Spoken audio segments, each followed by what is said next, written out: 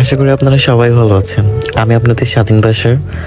মূলত আজকের ভিডিওটা হচ্ছে আমাদের নওগাঁ জেলা নিয়ে। তো আমি যাচ্ছি, আমার সাথে আছে আমার মামাতো ভাই হৃদয় অ্যান্ড এদিকে আমার খালাতো ভাই হোসাইন। তো আমরা সকাল সকাল বলতে গেলে সকাল না, 12টা এখন বাজে। তো আমরা যাচ্ছি হচ্ছে নওগাঁতে একটা কাজের উদ্দেশ্যে।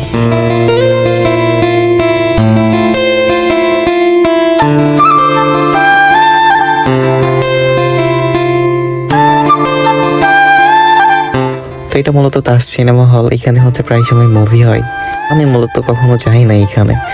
আর হচ্ছে এটা হচ্ছে নওগাঁ জেলার ব্রিজ। তো এটা নওগাঁ জেলার মানুষ সবাই চেনে।